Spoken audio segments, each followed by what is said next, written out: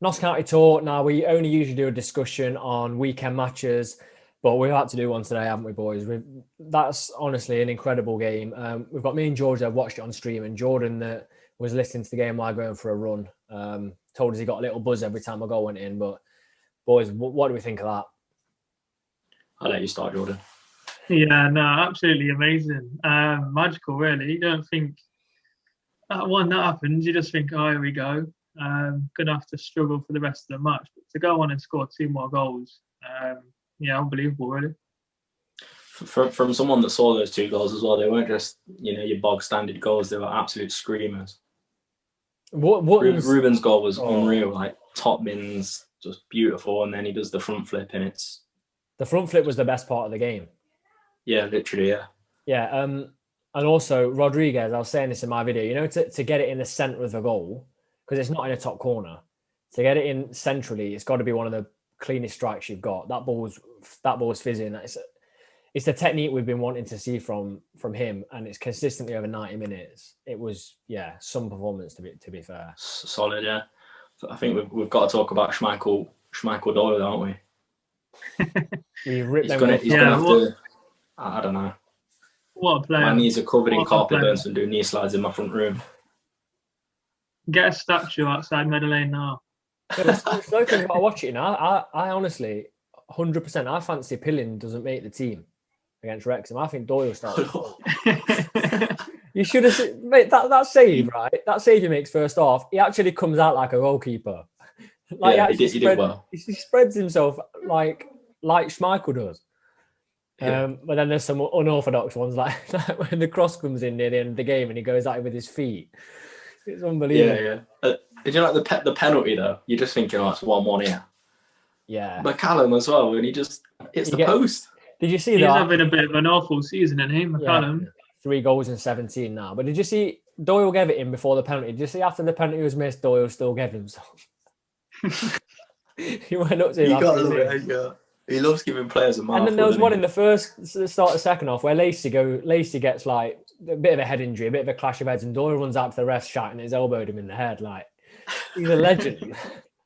I bet the ref thinking at least he's in goal and not in the middle of the pitch. At least he only had to deal with him. And in fairness, since that red card, was it against Dagenham where he absolutely clattered the guy at home in the league? Doyle's turned himself around. I was just going to say that. What a contrast it was, because when he got those red cards sort of last season, he was like number one enemy, scapegoat if we lost the game. And now no one says anything but positivity about him. Yeah, 100%.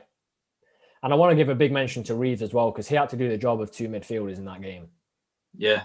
Did Reeves get did Reeves get sort of the credit, do you reckon, that he deserved from commentary?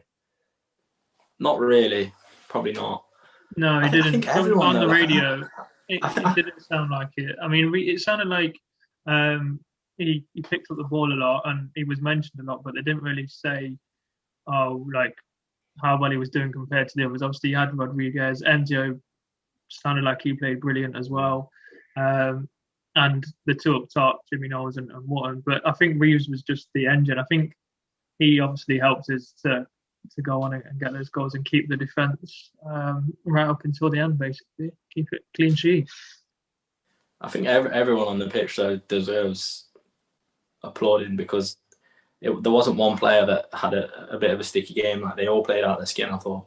I think when you look at the age of the team as well, it's quite a young side you put out tonight. Obviously, you've got Knowles, you've got that Barnett, you've got Kelly Evans at right back. He's fairly young.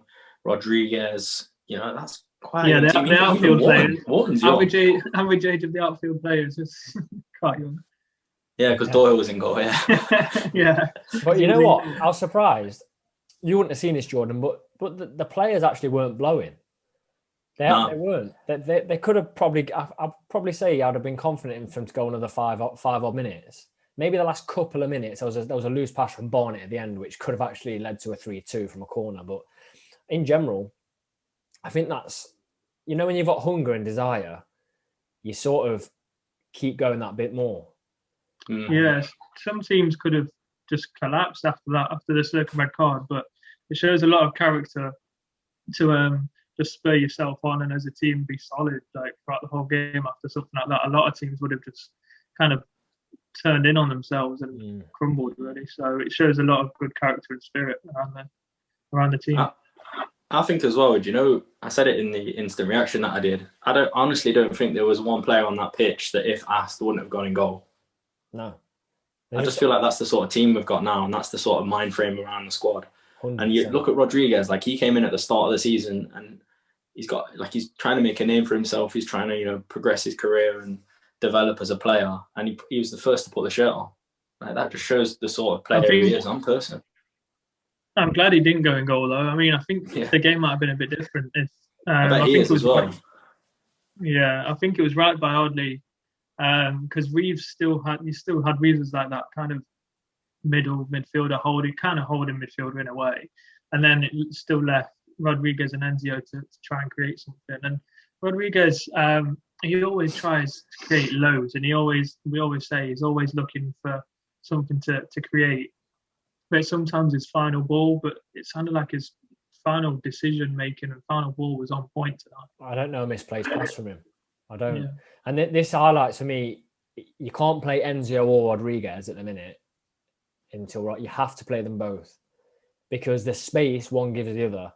The amount of drive and runs Enzio made through the middle of the pitch, and he's running through the middle. He's got Knowles one side, Wood on the other. You've got three options. If you just play Enzio or you just play Rodriguez, those options are cut down massively because the opposition crowd them out. And it's going to be frightening if we can play those two and Cal Roberts when he's back fit. It is, I agree. And, I think that's the hardest part of Audley's job, picking that sort of, that front four, if you will. The 3-1 up top, if we're playing the 4-2-3-1. It must be so difficult to pick that. So difficult. I think if we carry on playing with this formation, so I think this game, I'm hoping he doesn't just see it as like a fluke and like, oh, it was a random game and a bit weird and that's why we won it, not because of the formation itself in the first place. If he uses it a bit more often, when Roberts comes back, he's going to have a massive headache of what to do. Yeah, I agree. Now, I want to discuss, there's a lot made on Twitter about Jimmy Knowles. Obviously, everyone thinks he's great, but there's a stigma that he's only good off the bench. He blew that away today, didn't he? Yeah. I think, to be fair, if you're going to be overcritical, he did misplace 2 or 3 passes, but it's not out of, I don't know, like any sort of bad play. I think it's just their willingness to try things that other players probably aren't. His footwork. It's probably because he's not played as many minutes with the team as others. I know obviously he's around them every day, whatever in training, but in a match thing in decision making, I think it might be a bit different. But I don't know how he leaves him out the next time around. I think the last time he started in the league was actually against Maidenhead, and he actually scored in that game, and I thought he played well. I think because we lost and we had a bit of a sticky patch, there was a bit of worry from fans and stuff like that. I think that's what kept him out the side. I don't think it was his performances. I think it was more Ardley was a bit just wanted to stick with what he knew because of the bit of pressure that came on at that time. But other than that, I don't think his performances, he should have easily been starting before now. But glad to see it finally anyway.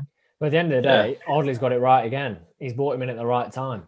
He got it right against Weymouth because we won. So how's he not got it right? He's getting it right. And we're going to a massive game now on Saturday on BT. Do you know, before we press on to that, though, I don't want to say sort of drift back sort of to the weekend. Audley was talking about Palmer and how he didn't give him a hard time at all. We were sort of saying it's that youthful exuberance that he had. And for him to defend him like that, I think that's good because it's like a youth player coming through, which we haven't really seen for quite a while now at Notts. So it gives you that sort of hope that, he probably is going to start breaking through maybe later parts of this season into next season maybe. But it's so good that he's developing younger players. It's great to see it because for how long at Notts now, we just got the sort of, I'm saying like 95% spent players. Don't get me wrong, Stead was a great player, but last stages of his career, you got not Alan Smith, but those players are great for Notts. But if you was to invest that into a younger player that can have a good career at Notts. It's great to see, and it's great to see it working as well. 100%. Yeah, he has invested. I think the club have invested a lot of time in terms of looking at players that probably are a bit younger, because that's where the potential money is. There's no point, obviously, signing someone that's like 35 if you're going to then not get any money out of them. I think the whole point is obviously to develop them, which comes with its positives and its negatives. Sometimes, obviously, you don't get that experience. But I think even Ardley was saying he spends a lot of time with Jimmy Knowles as well. And he's also looking forward to improving, like, Barnett. Didn't he say about improving him as well, like spending time with him? So Ardley's man management and the way he treats players, I think, is massive. I think in order to get the best out of people, and he could have took that conversation with Palmer a lot differently in a different way, but he obviously knew what words were needed to say and what was needed to say for Palmer to pick his head back up and keep working on getting back into the first team, really. So I think Ardley's man management is great with the team. Yeah, I don't think he's got manager of the month. There can be no one criticising Ardley at the minute. He's on point with everything. Everything's spot on. He's got all the players G'd up. You look at even the players that came in against Havant and Waterlooville, they were all up for it, bang up for it.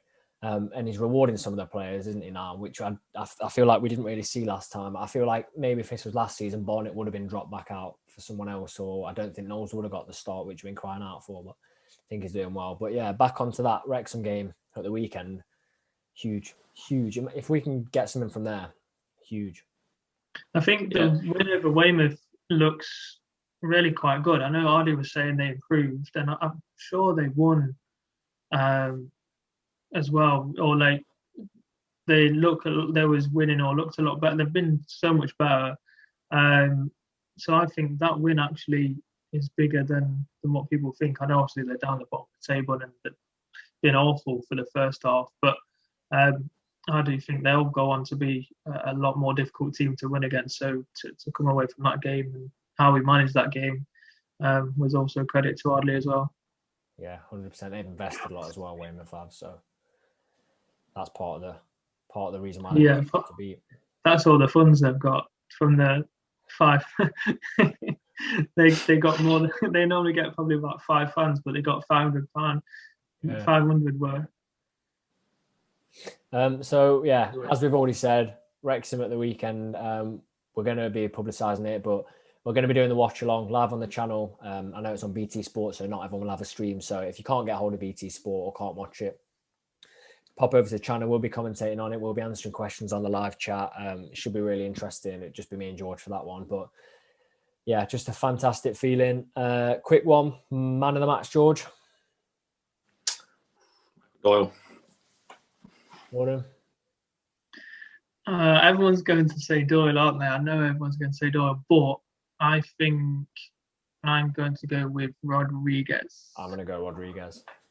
Literally could have picked any of the players. You could. But it's a good question. There we go. Good question. Yeah, thank you as always for watching, and don't forget to like, comment, and subscribe.